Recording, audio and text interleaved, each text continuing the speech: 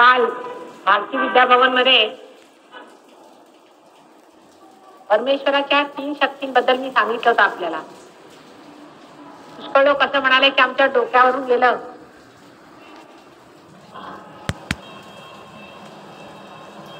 तेव्हा हृदयातून जाणारं काहीतरी सांगायला पाहिजे. डोक्यातनं काही आतमध्ये खरंच घुसत नाही.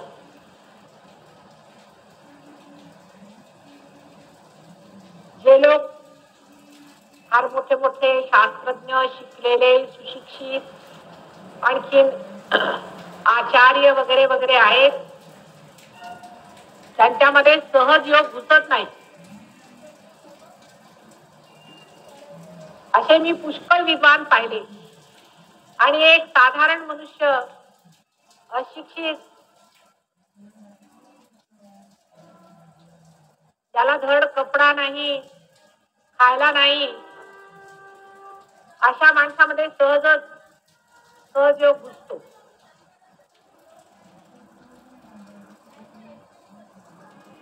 शिक्षणाने परमेश्वर जाणता येत नाही असं म्हटल्याबरोबर सगळे शिक्षणाचे अधिकारी मला मारायला उठले. शिक्षणाने संसारातल्या सर्व लौकिक गोष्टी जाणता येतील, पण परमेश्वराच्या कार्याला जाणण्यासाठी दुसरे मार्ग पाहिजे, दुसरे गुण पाहिजे. पैकी मुख्य गुण म्हणजे भोळेपण, ज्याला इंग्लिश भाषेमध्ये इनोसेन्स म्हणतात.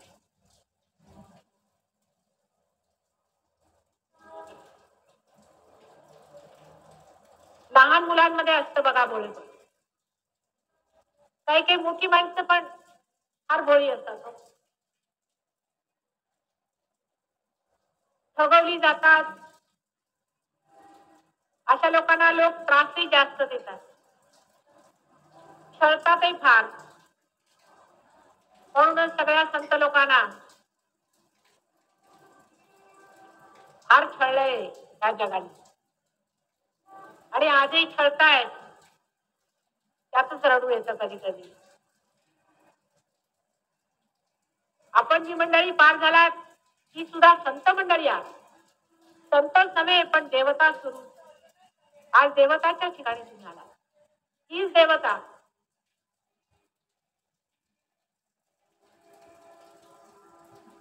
हेच ते देव ज्यांचं वर्णन आपण पुराणात वगैरे वाचलं. हे देव जागवले गेलेत आपल्यामध्ये. हे देव पण आलेले आपल्यामध्ये. तेव्हा अशा देवपणामध्ये भूत हे पिंगा घालणारच आणि तुम्हाला त्रास देणार. देऊ दे. कुठवर त्रास देणार इथपर्यंत त्यांची मर्यादा आहे. त्यांची मर्यादा फक्त 3 आयामात, 3 डायमेन्शन मध्ये चालते. म्हणजे जे काही लौकिक आहे तिकडे फार तर तुमच्या शरीराला अपघात करतील, करू दे. शरीर हे नश्वरच आहे. तुमच्या मनाला दुखापत होईल, होऊ दे.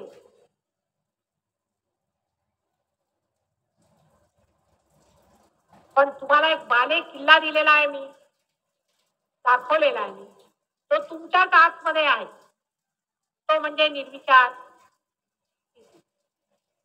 आतले सगळे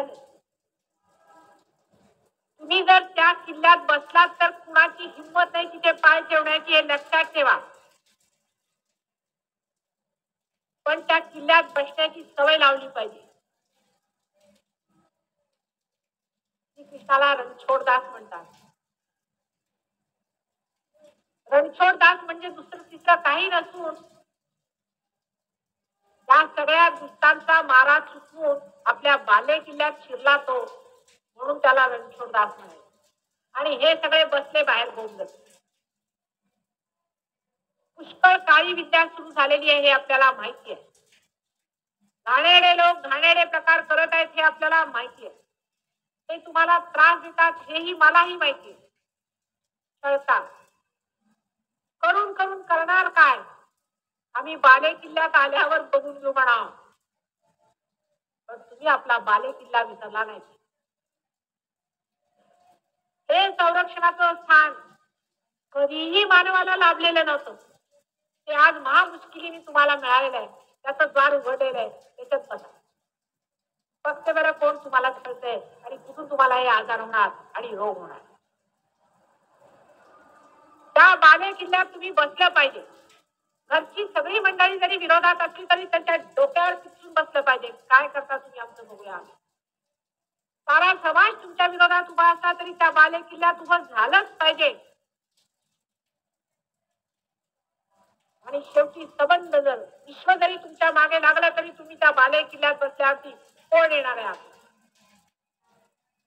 आणि ज्या दिवशी तो आतमध्ये आला त्या दिवशी तोही पार झाला. हे अशी कमाल आहे. हा चमत्कार हातात आहे आपल्या. ओढा सगळ्यांना आपल्या बाले किल्ल्यात म्हणा, मग बघूया मग कोणाचे हात करणार. कारण तिथे सगळे एक आहेत हे कळलं महामूर्खांना. मग हे जेवढे महामूर्ख फिरत आहेत ते स्वतःचे नर्क बनवत आहेत. आणि ह्या वेळेला जर दडपले गेले त्या नरकात तर उठू नाही देणार त्याला.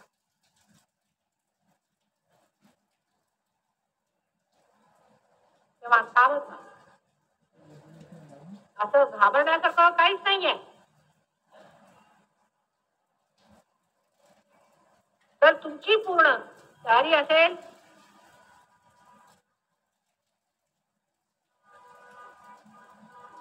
तर या बाले किल्ल्याचा एक मोठा किल्ला तयार करूया.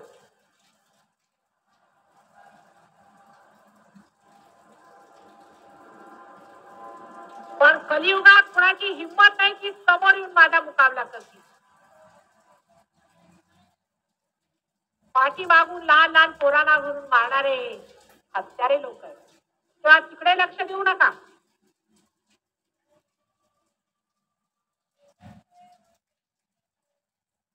काहीही तुमचं वाकडं होणार नाही आणि कधीही होणार नाही.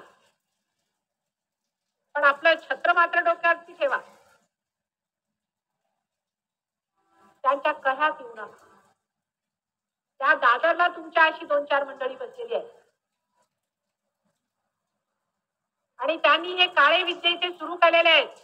कितीतरी लोकांच्या घरांची जुळदाण करून ठेवलेली आहे. मला माहितीये, मी मागे सुद्धा सांगत होते आपल्याला माहिती. त्यातले 2 गेले, सोडून गेले दादर. अजून आहे. त्यांना कोणाचं कल्याण करायचं नाही, स्वतःचं पोट भरायचं, पैसे कमवायचे. कमवा म्हणा, सगळेच कमवत आहेत पैसे, पण नाव देवाचं घेतलेलं आहे त्यांनी. देवाच्या नावावरती पैसे कमवतात आहेत त्याला हसत आहे.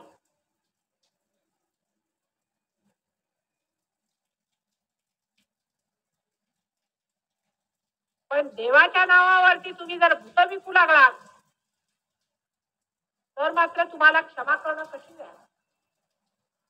परमेश्वर कधीही अशा लोकांना क्षमा करणार नाही. पूर्वी जी भूत होती ती भूतच होती, डायरेक्टली भूत होती. पण आता देवाच्या नावावरती भूत विकणारी ही मंडळी, गंडे दोरे हातात बांधायचे आणि तुमच्या घरात भूत पाठवायचे. सर्रास हे धंदे चाललेले आहेत. आमच्या लंडनला तर इतकं आहे की मला आश्चर्य वाटलं. हे लंडन आहे की भूत नगरी आहे. तिथे पाय ठेवल्याबरोबर म्हटलं नुसता भूतांचा सगळी भूताची उभी करून ठेवलेली आहे. त्या ख्रिस्तानी सांगितलेलं होतं की कोणत्याही भूताच्या मार्गावर जाऊ नका, भूतांची कार्य करू नका. ते सगळे ख्रिश्चन लोक स्मशानात जाऊन तिथून रक्षा आणून राख आणून आणि धंदे करतात. त्यांचेच काय करताय.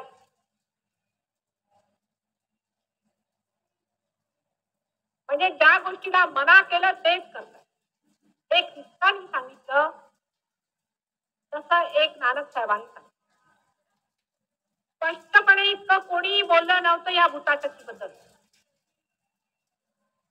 आणि ते हे सगळे ख्रिश्चन लोक जे आपल्याकडे ब्रिटिश म्हणून फिरत होते पूर्वी मोठे, आता त्यांच्या मानगुटीवर बसले सगळे. गल्ली भूतांचे कारखाने उडून ठेवलेले. त्यांच्या आपल्याला काय म्हणावं मला समजत नाही.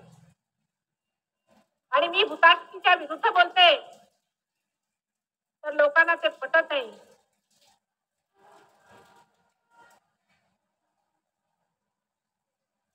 फरक एवढाच आहे की आपण लोक त्याला देवाचं नाव देतो, ते त्याला भूताचंच नाव देतात. त्याला ते सॅटॅन क्राफ्ट म्हणतात, विच क्राफ्ट म्हणतात. आपल्यासारखा खोटेपणा नाही. पण इथून एक्सपोर्ट केलाय तुम्ही, पुष्कळ एक्सपोर्ट झाले. इथून गेले तिकडे मोठे मोठे भूतांचे राजे तिकडे आणि काय पैसे कमवले. एकेका माणसाजवळ 35 रोल्स रॉयस आहेत. एका रोल्स रॉयसला 8 लाख रुपये किंमत पडते. चालेल, 10 लाख रुपये किंमत पडते. हे तिथे इंग्लंडला सुरू झालेलं आहे. आता हिंदुस्थानात काही कमी नाही आहे तुमच्या. तुम्हाला धर्म हवा की अधर्म हवा आहे ते तुमचं पहिल्यांदा आधी ठरवलं पाहिजे. तर धर्म हवा असला तर खऱ्या गोष्टीवर उभे राहा. त्यांना खोट्या गोष्टी हव्या असतात त्या माझ्याजवळ नाही. माझ्याजवळ चमत्कार नाही. तुम्ही म्हणाला मला एक अंगठी द्या, माझ्याजवळ मेडिटेशन आहे. माझ्याजवळ तुमच्या मधली शक्ती घेण्याची, तुमच्या मधली जी आतमध्ये परमेश्वराने एवढी संपत्ती दिलेली आहे ती उघडण्याची कला शिकवायची आहे मला.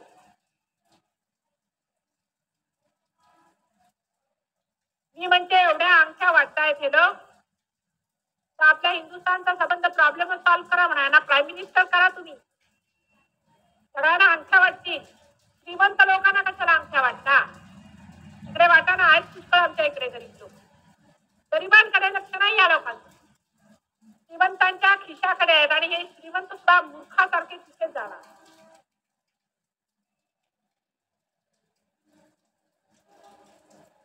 असा हा प्रकार चाललेला आहे. आज ही दैन्य दशा या देशाला आली त्याला कारण ही भूता आहेत हे तुम्हाला माहित नाही.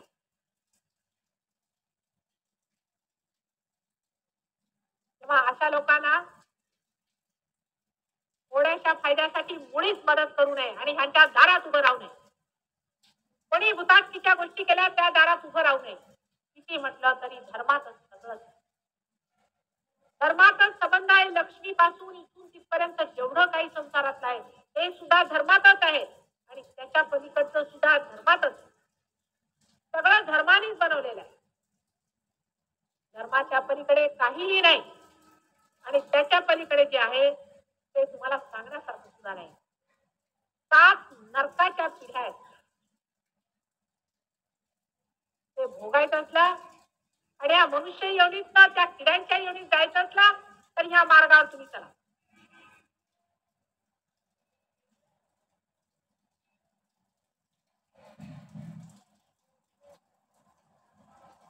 तोंड उघडून ह्या गोष्टीबद्दल बोलायला पाहिजे. हे सगळे जादूचे खेळ बंद करा. त्याबद्दल भिडायची काही गरज नाही.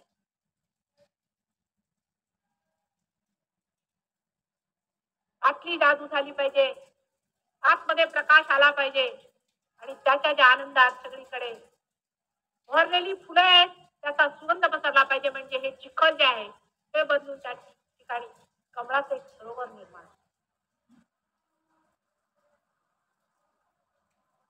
ही वेळ आलेली आहे. संबंध सृष्टी त्या वेळेला तयार आहे. पंचमहाभूत तुमच्या मदतीला उभी आहेत. तिकडे सगळे मोठे मोठे अवतार पुरुष त्या कार्यासाठी आशीर्वाद देत आहेत आणि सगळ्यांची ही पूर्ण तयारी आहे की तुम्हाला काहीही लागलं तरी आम्ही तयार आहोत. पण फक्त हे मानवाच्या हातात आहे की आता हा निश्चय झाला पाहिजे की आम्ही धर्मात आहोत की अधर्मात. आम्ही धर्माला उभे राहणार आहोत की अधर्माला उभे राहणार आहोत. धर्म तुम्ही पैशाने विकत घेऊ शकत.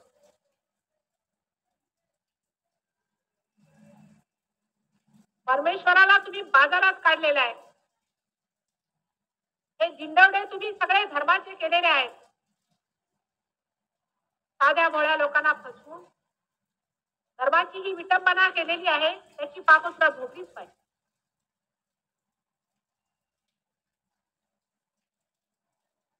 पण सगळ्यात मोठं पाप म्हणजे संतांना त्रास देणे. जे परमेश्वराच्या शोधात आहेत त्या लोकांना मार्गापासून च्यूत करणं, त्याच्यापेक्षा मोठं पाप संसारात काही नाही. आणि त्याची शिक्षा इतकी भयंकर आहे की कारणासाठी. तेव्हा अशा कार्यात कोणीही पडू नये. धर्म जितका सुंदर आहे, जितका मार्गदर्शक आहे, धर्म जितका प्रेम देणार आहे, जितका मायाळू आहे, जितका सगळ्यांना आपापसात घेणार आहे, तितकाच धर्म जाज्वल्य आहे. तो जाळून टाकील, फोडून टाकील, संहार करून टाकील सर्वांचा. त्या धर्माची शक्ती आहे तशी अग्नीची असते, हे लक्षात ठेव.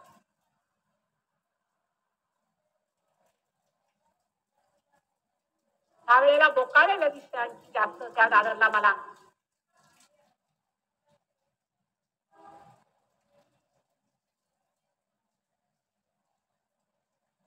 कसले कसले रोग, कसले कसले त्रास आज आम्ही आपल्या आई बहिणी मुलं सगळ्यांना देतो. आम्हीच देतो, दुसरं कुणी देत नाहीये. कुत्री मांजरी देत नाहीत आपल्याला त्रास, आम्ही माणसंच माणसाला देऊन राहिलो. माणूसच माणसाचा गळा कापतोय, कुणी दुसरी येऊन कापत नाही तुमच्याकडे.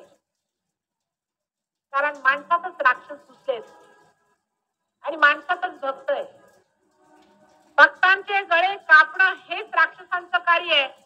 जर ते केलं नाही तर ते राक्षस कशाला. पण त्याहीपेक्षा बिकट अवस्था अशी आहे की प्रत्येक संतामध्ये राक्षस घुसलेला आहे. आता मी तरी काय करू. त्याला आपला मुलगा करते त्याच्यात राक्षस घुसला, आता करू तरी काय मी. त्याला धड मारताही येत नाही आणि जवळही घेत. काय या आईची दुर्दशा. आपल्या मुलांना भेटायला आले तर एक एक राक्षस डोक्यात बसून घेऊन बसलेले आहे. आता मी काय करू. अरे ते राक्षस एका डोक्यावरचे कशाला उचलून धरले डोक्यावर. काय दिलंय तुम्हाला या राक्षसांनी. हे आज खायला नाही, आज प्यायला नाही. ती धरा हरली तुमच्या पुढे, तो सूर्य हरला तिकडे तुमच्या पुढे. त्या समुद्राने सुद्धा आपला अंग टाकलेला आहे की संपलो बा या मानवाच्या मूर्खपणा.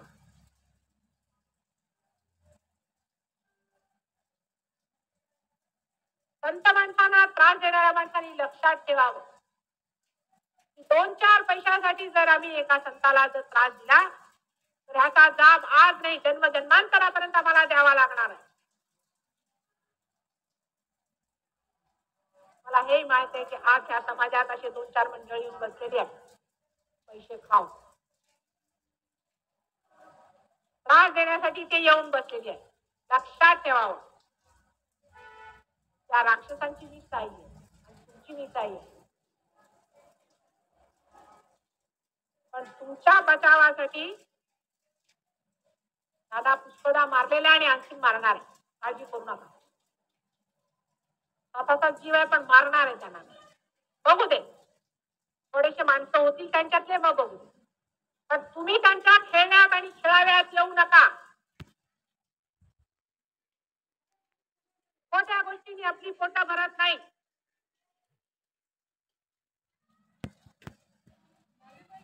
साऱ्या देशाचा नाश झालाच आहे, पण पुढल्या येणाऱ्या पिढीचा नाश करू नका.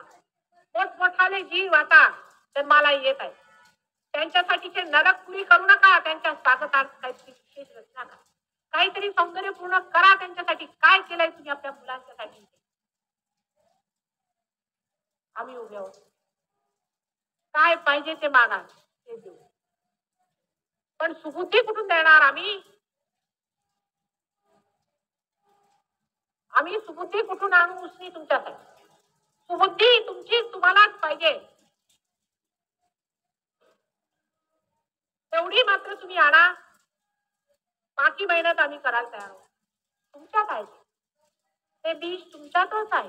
अगदी खरी गोष्ट आहे, तुमच्यातच ते बीज आहे.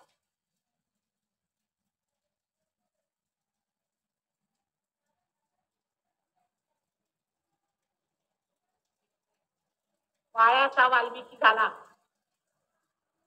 तो ज्यामुळे झाला ते तुमच्यात आहे. त्याला काही वाल्मिकी व्हायचं नव्हतं, तेवढी सुबुद्धी नव्हती. पण जेव्हा डोक्यात आलं की 2-4 पैशासाठी मी माझी आत्मा मारतोय, त्याच दिवशी त्यांनी हे ठरवलं. त्याच दिवशी त्यांनी हा निश्चय केला की झाल्या, पुष्कळ केलं. हे कोणासाठी करतोय मी? माझ्यासाठी मी काय केलेलं आहे हा विचार एकदा घ्या. मी माझ्यासाठी काय केलेलं आहे? तुमच्यासाठी मी तळमळते, माझा जीव तळमळतोय तुमच्यासाठी. क्षणोक्षणी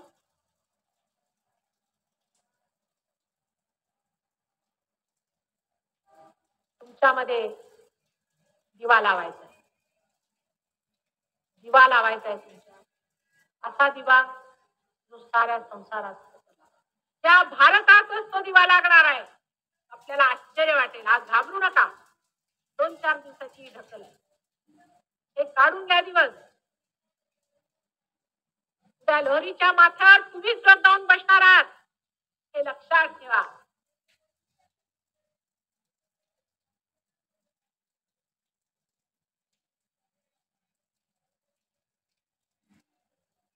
त्याला एकच कारण आहे.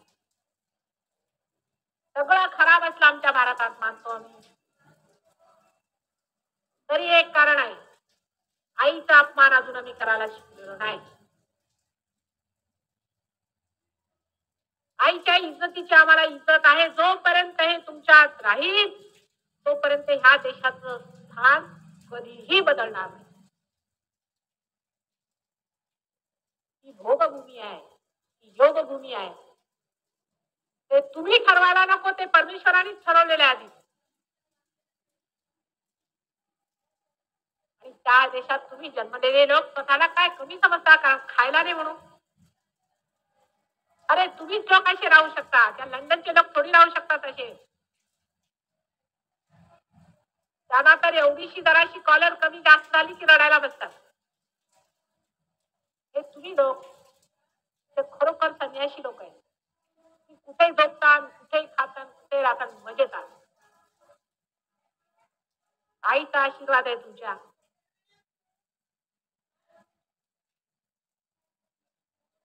आपल्या आईची बेइज्जती करायची असली तर करा, आणि मग भोगा त्याची फळं.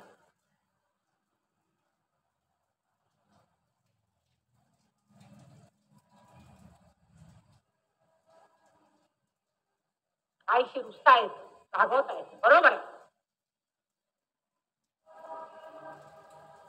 पण मानवात जर कोणतं सगळ्यात उच्च नातं असेल तर ते आईचं आहे, आणि तिच्यातच तुम्हाला देवाचं दर्शन होतं.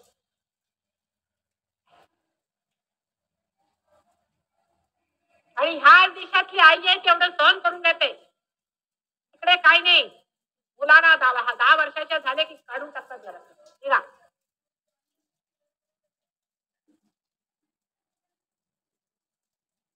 आणि मुलांनी घरात जर कामं नाही केली तर त्यांच्याकडनं पैसे घेते जेवणाची, ती आई तिकडे राहते. मुलगा मेला तरी चालेल, त्याच्यावरती 2 पैसे खर्च करायला नको, कारण तिला लिपस्टिकला पैसे पाहिजे 90 वर्षाच्या म्हातारीला. आणि तुम्ही आपल्या आईच्या काय इज्जती करून ठेवलेल्या आहेत ते बघा. इथे जशी आई जन्माला येते, भारतासारखी आई कुठेच नाही जगात. जाऊन बघून या. आणि तिचे हे हाल करून ठेवलेले आहेत. हलणार तुमचा पण धर्म, मग धर्म हलवला नाही पाहिजे. आपल्या आईची बेइज्जती करायचा जो काय मनसुबा आहे तो सोडून टाका. ते पैसे परत करा, सगळं माहिती आहे आम्हाला. आम्ही काय तुम्हाला लोकांना ओळखत आहे काय?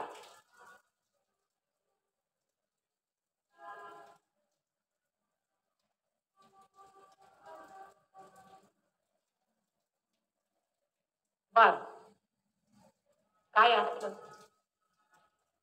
तरी ह्या जन्मात आत्ता पार व्हायचं. आधी लाडू खाऊया मग बघू. त्याच्यापेक्षा आईला काय आनंद वाटणार आहे.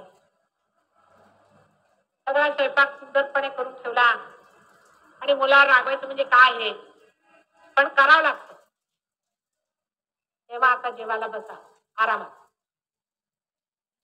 आरामात जेवायला बसा.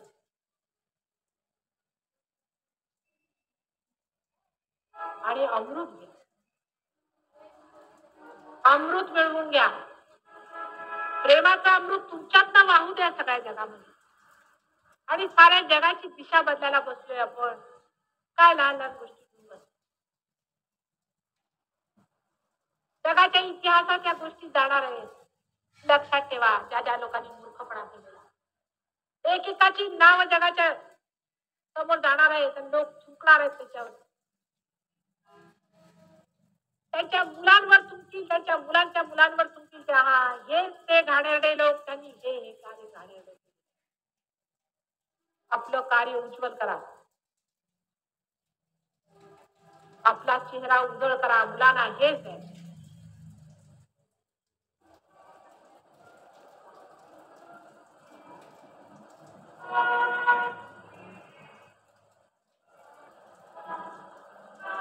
ध्यानात जा, डोळे मिट.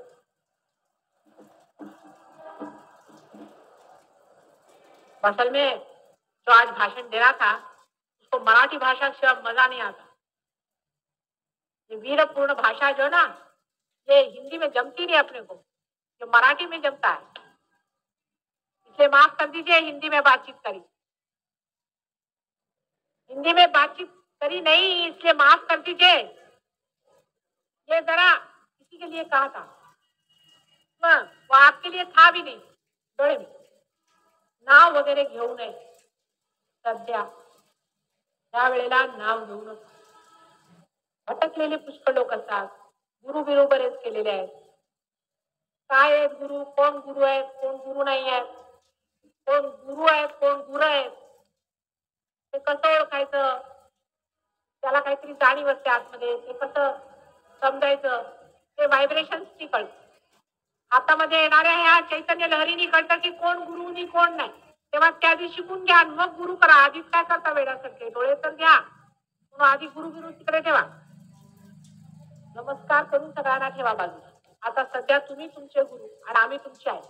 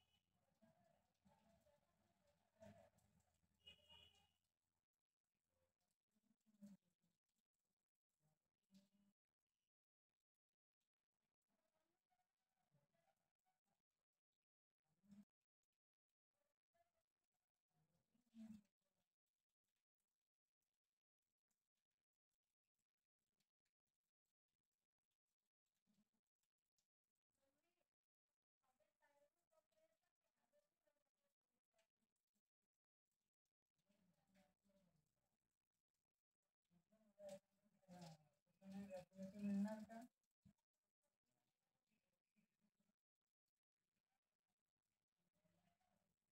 नाही, मला म्हणजे ते मला ट्रान्सफर करायचं आहे ना कनेक्शन अमरावती.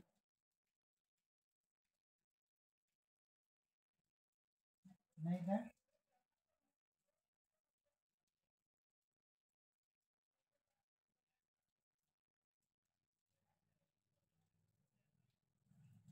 कार्ड, आधार कार्ड आणि पेपर. हां, आणि मी चालते आणि चालते ना. तर अजून एक विचारणारा, आपलं अमरावती कॅम्प आहे ना. हां, तर तिथे येते का गाडी वगैरे? तिथं घेतलेली कॅम्प. कॅम्प हां, आपलं हे गरला स्टॉप, हॉटेल मैफिल. आपला हा नाही का, आपला फोर्ट रस्ता.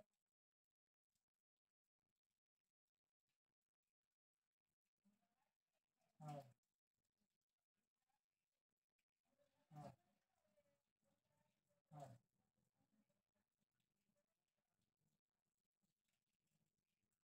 हो. आणि आता सध्या लेडीजला देणाऱ्या होतात. हो.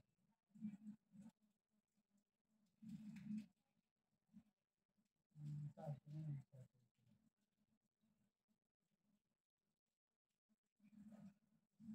मी माझा आधार कार्ड. चालते, ठीक आहे. ठीक आहे, धन्यवाद.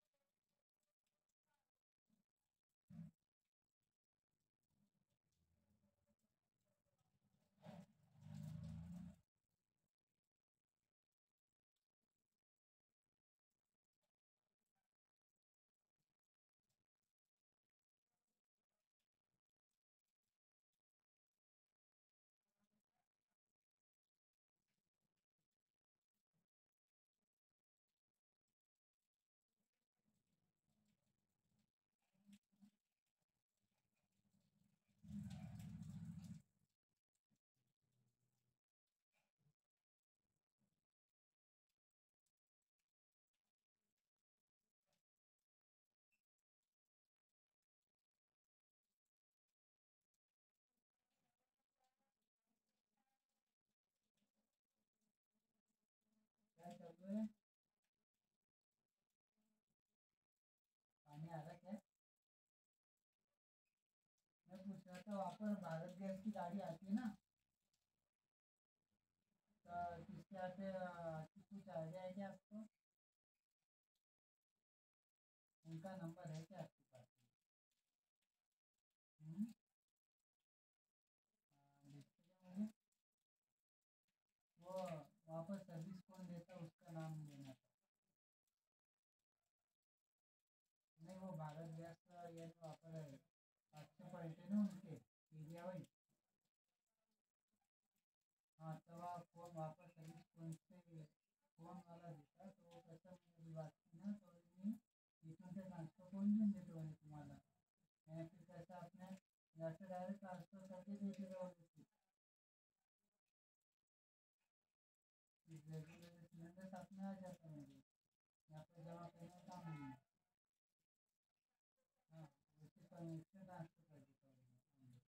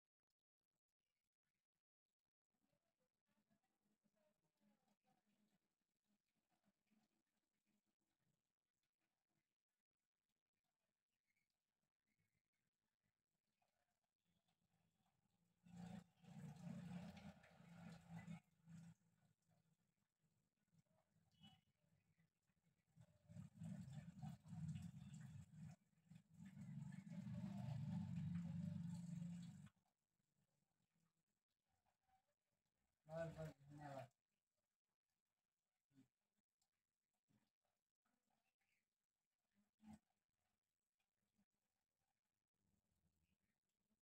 बस वही तैयारी चल रहा है कि सब सामान वामान पैक करके रखे हुआ है.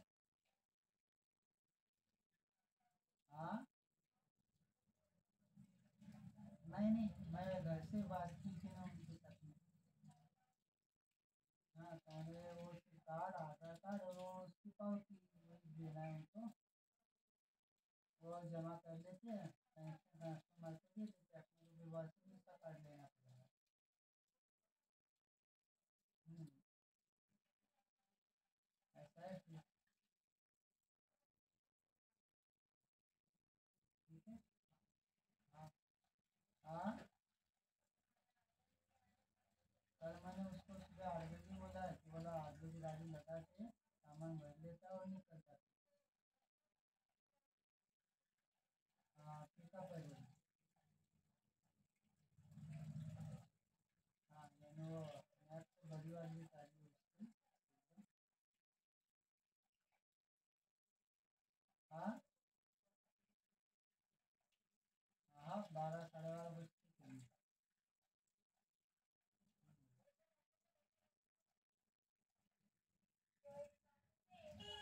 नहीं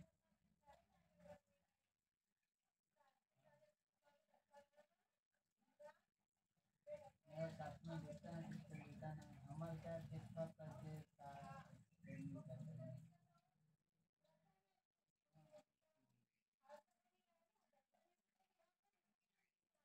हाँ हाँ नहीं. हाँ बराबर है ना. ठीक है ना, मैं बताता ना ठीक. ठीक है. तो मैं आज भी बताता ना आपको. हाँ ठीक है ना. ऐसा हो ब्लैंकर सिपाही है ना, उसको लगा तू ले लेने वाला नहीं से साथ में चल. नहीं सर, गाड़ी में जाना, गाड़ी में जाना, गाड़ी में आ जाना वाला तू तेरा. बस उससे दे दे. हाँ वही है ना कि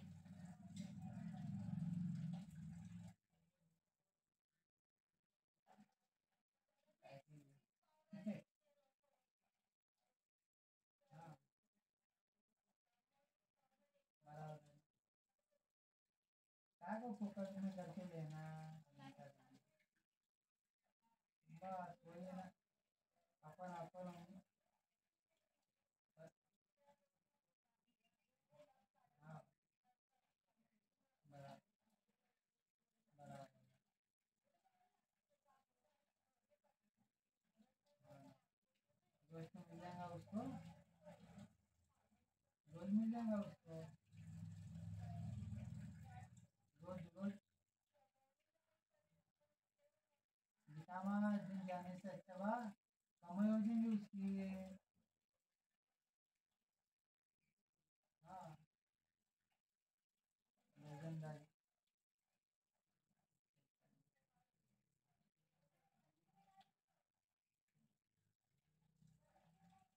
बराबर.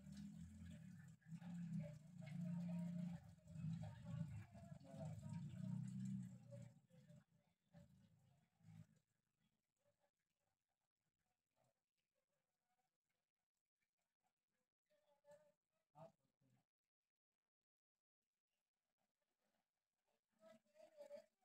ठीक है. बराबर. नहीं बस अभी करता है. सूरज की सब्जी बनी होगी. बिल्कुल आ जाओ आप. नहीं सोमवार को छुट्टी डालता मैं. मंगलवार को आना है वापस जाएंगे यहाँ पे. हाँ वो दिन आना, वो दिन ऑर्डर देता बुधवार से देंगे.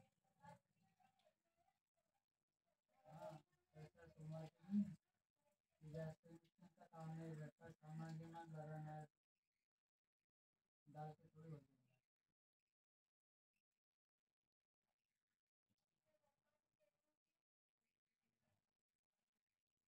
हम्म?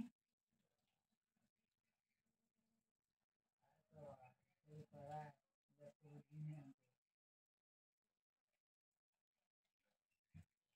ठीक है फिर क्या तू करे लगा सीधे तो जी में